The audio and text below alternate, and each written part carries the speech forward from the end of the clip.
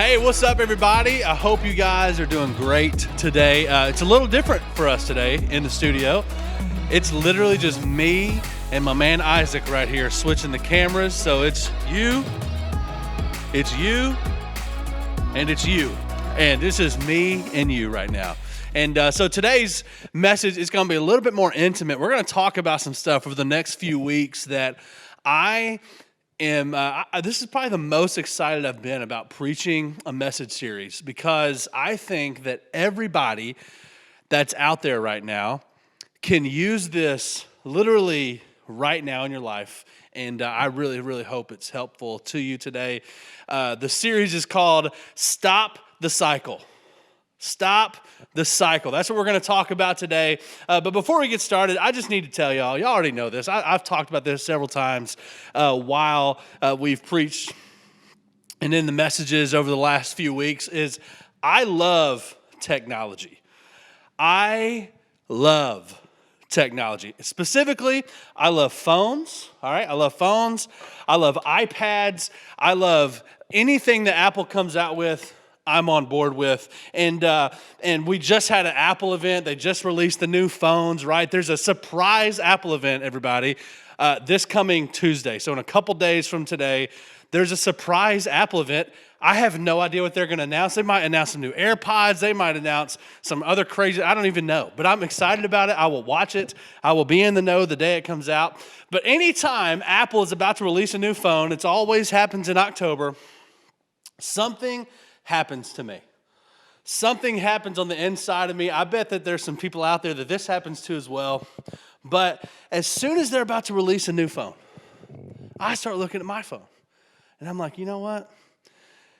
These pictures don't look quite the same. They're really low quality. I start to notice all the scratches on my screen.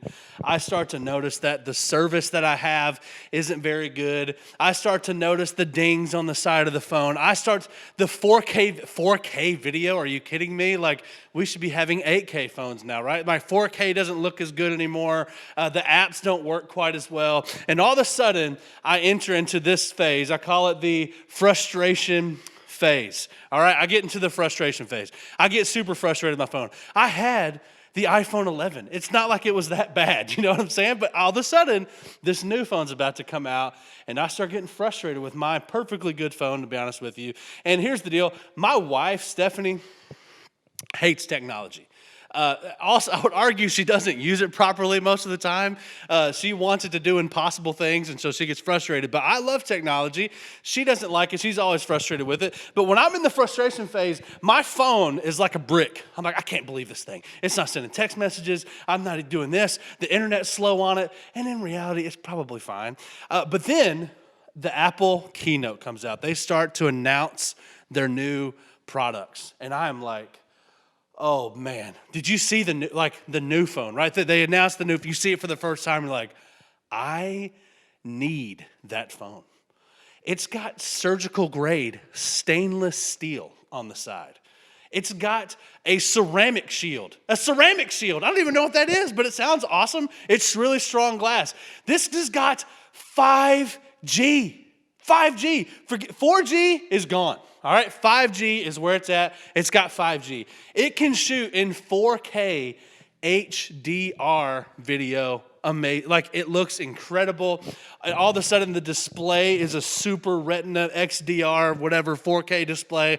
All these things. And I just want to show y'all, I got one right here. You know what I'm saying? And all of a sudden, they released the new phone. I'm like, I got to have it. And then I move from the frustration phase, and I go to this. I go to the investigation phase.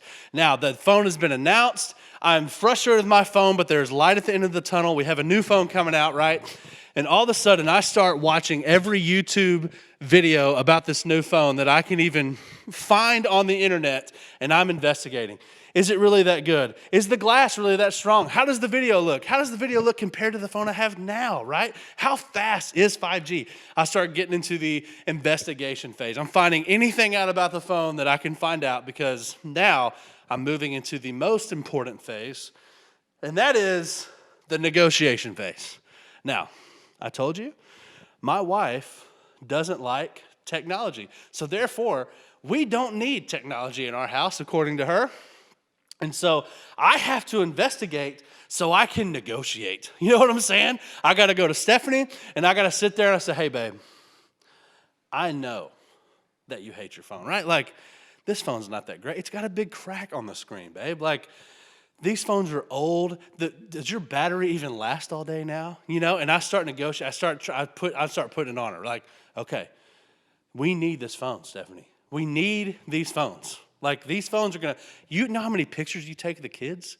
You know how many videos you take of the kids? These videos and these pictures are gonna look amazing, right? And eventually, I'm not always successful at this, but eventually I can wear it down, right? Or I have before in the past. I can wear it down, and then I move from the negotiating phase to the purchasing phase. Man, I've gone from frustration phase, I've gone in the investigation phase, I've gone to the negotiation phase.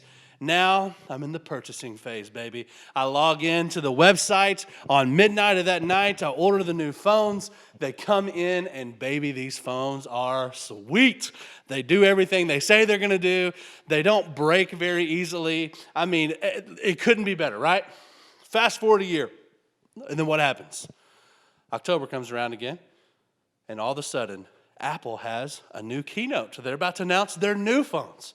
Well, now the cycle starts all over again. You know what I'm saying? I go back into the frustration phase. And then I'm like, man, my phone's terrible. I can't believe it has only 3 lenses on it. It needs 5 lenses on it, right? And all of a sudden, the cycle repeats itself.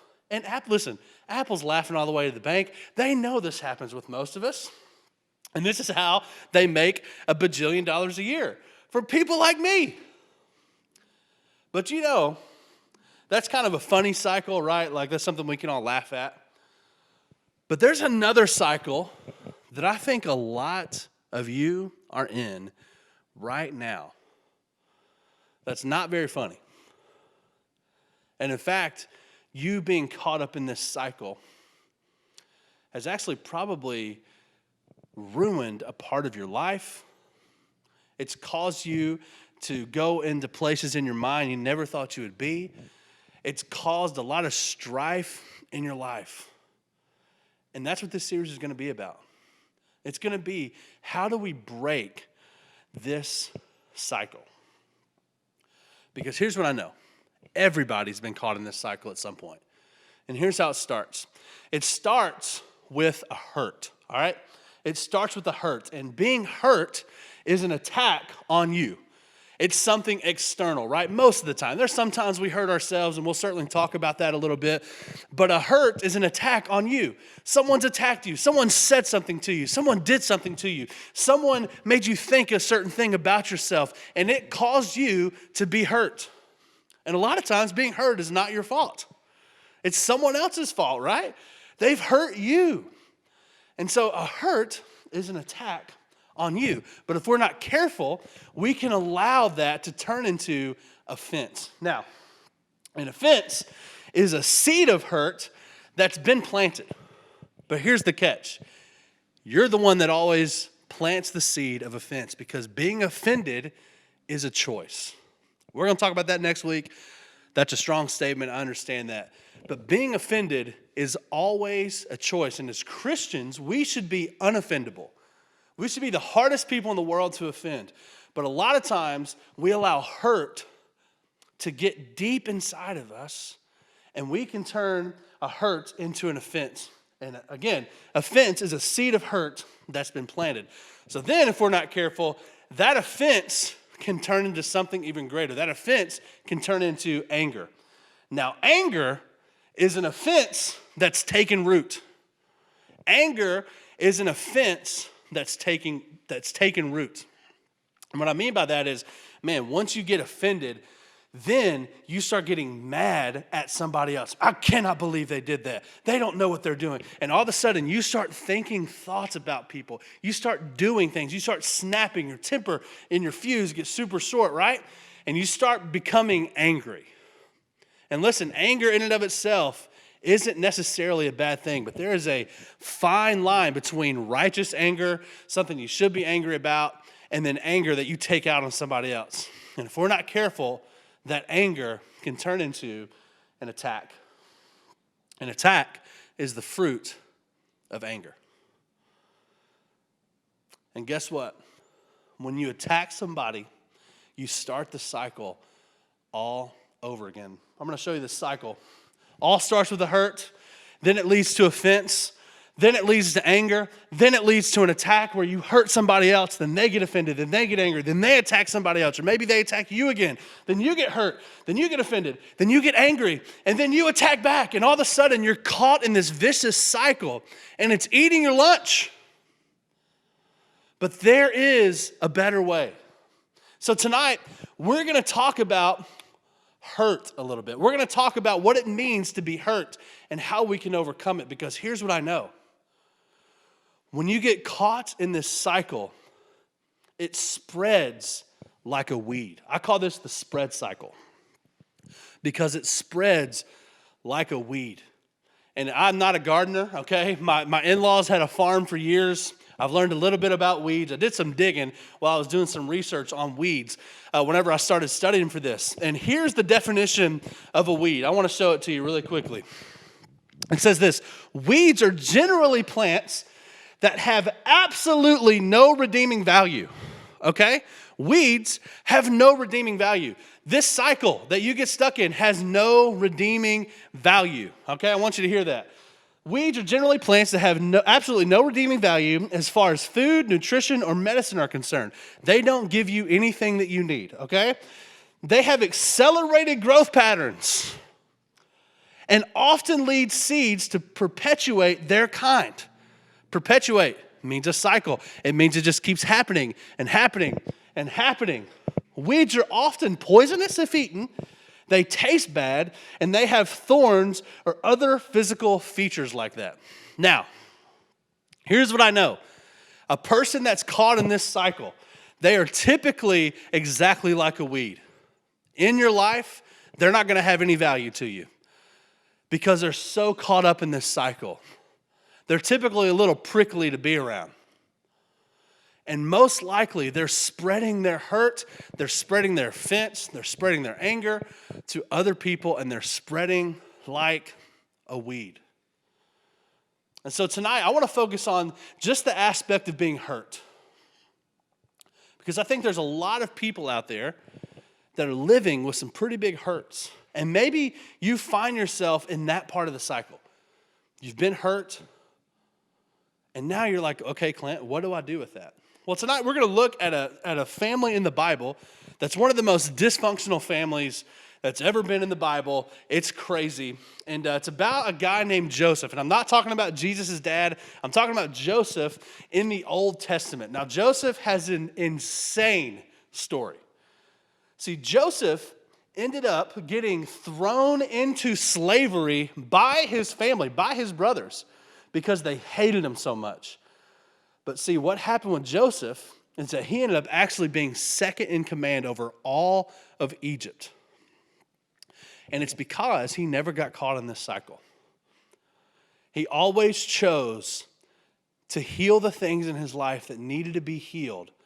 And God blessed his life. But his brothers, on the other hand, they get caught up in the cycle. Here's what the Bible says. It says this: this is an account of Jacob and his family. When Joseph, so Jacob's the dad, when Joseph was 17 years old, he often tended his father's flocks. He was a shepherd, worked for his dad, right?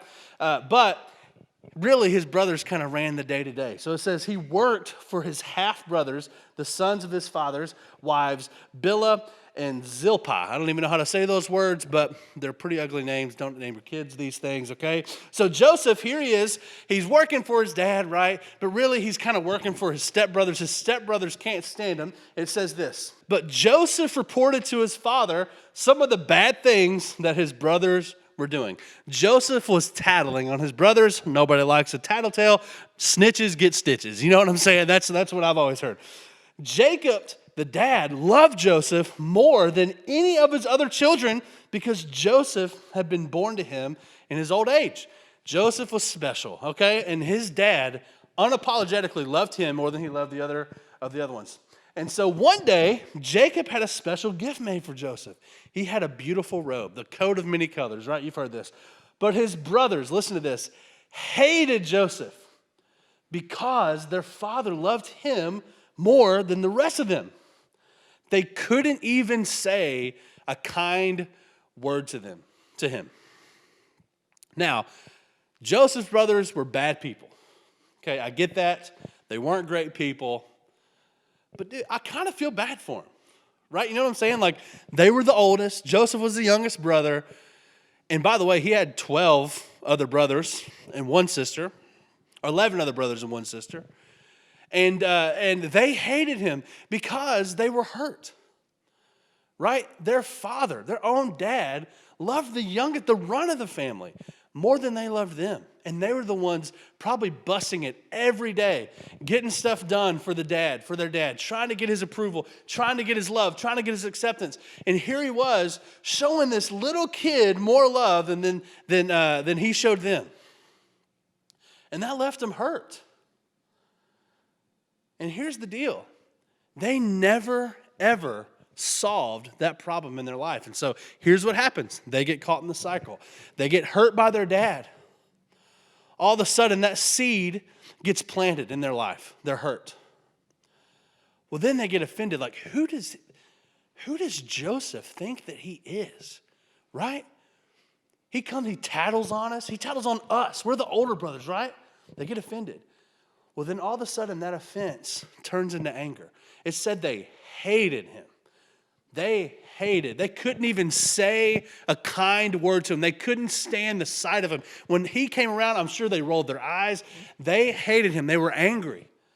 And ultimately, that led to an attack where they sell Joseph into slavery and tell the dad that he had been killed by a wild animal. And obviously, that hurt the dad, and that probably started another cycle there. But these brothers, they never dealt with their hurt. And because they never dealt with their hurt, they did something that they regret. They make a huge mistake, and they end up attacking their brother. And here's what I know. Some of you have been hurt.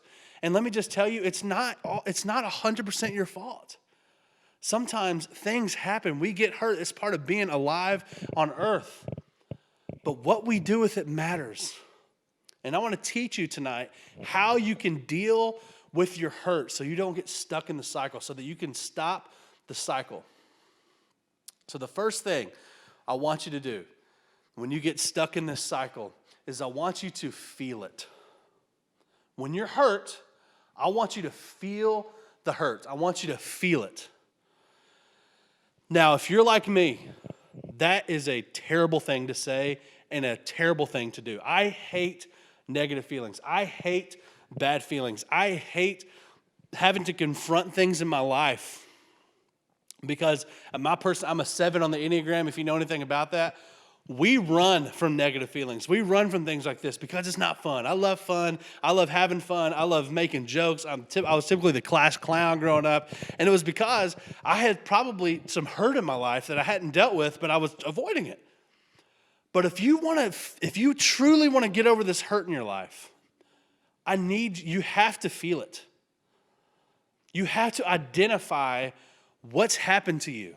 And sometimes that requires getting professional help. Man, you need to get into therapy. You need to get into counseling, some of you. And you need to learn how to, and it takes time. You need to learn how to deal with this hurt in a healthy way so it doesn't turn into an offense and you getting angry and you attacking and you getting stuck in this cycle. You have to feel it. It'd be like, you have to identify it. It'd be like going to the ER with a broken arm, and all of a sudden, the doctor starts working on your leg. It doesn't make any sense, right? Like he has to look at you and identify, okay, this bone broke in this way, and here's what I need to do to reset it, and I got to do this. And he has to make decisions based on what's best for you. And when you feel a hurt, you can identify what's going on so that you can take the necessary steps to begin the healing process. But you got to feel it. You got to feel it, identify it, and work through it right there. And if you're not going to do those things, this is going to spread into something that you don't like. You're going to be the prickly person. You're going to be the weed that no one wants to be around. You're going to be that person, because you haven't dealt with the hurt that's inside of you. So I want you to feel it. The second thing I want you to do is forgive it. You're going to feel it, and then you're going to forgive it. Forgiveness is a powerful, powerful thing. And I know that some people watching right now might be thinking, like, Clint, you have no idea what's happened to me, and you expect me to forgive this person for what they've done to me? And for one, the short answer is yes, I would. Because that is what's best for you. That's God's best for you, is for you to forgive. And I just want to tell you this. Forgiving somebody doesn't make what they did to you okay. It doesn't somehow justify what they did. Because forgiveness isn't letting the other person off the hook. That's not what forgiveness is about. Forgiveness is a tool that God's given us for us to move on and live a healthy lifestyle. See, when we hold unforgiveness and we hold bitterness in our lives, it's like us drinking poison, but expecting the other person to die. All it does is eat you alive from the inside out. And some of you have been walking around with unforgiveness and bitterness toward people that have hurt you for so long that it's deteriorating who you are on the inside. But God has such a better life for you right now. He has an abundant life for you. And you're not going to see that until you're able to forgive the hurts that other people have caused in your life. You have to forgive it. And some of you, I understand you're going through things. You've gone through things when you were a kid. You maybe were abused, or your parents said things to you that were lies that they shouldn't have said, and you grew up in a home that wasn't loving, or you're around other people that really impacted your life in a negative way that caused some serious hurt.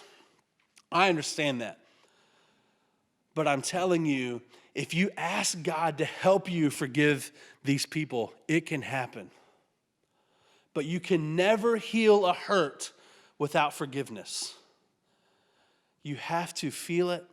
You have to forgive it. The Bible has a lot to say about forgiveness. It says this in Ephesians 4. It says, be kind and compassionate to one another, forgiving each other, just as in Christ God forgave you. You are to forgive because you've been forgiven.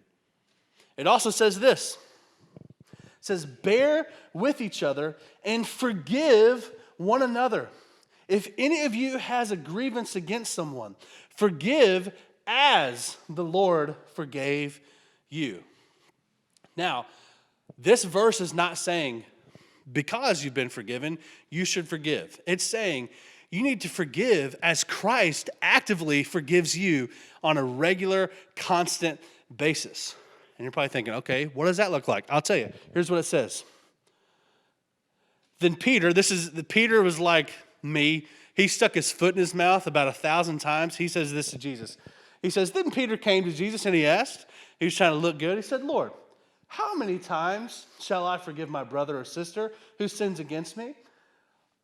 Up to 7 times, right? In their day, you only had to forgive somebody one time. After that, you could do whatever you wanted to with them.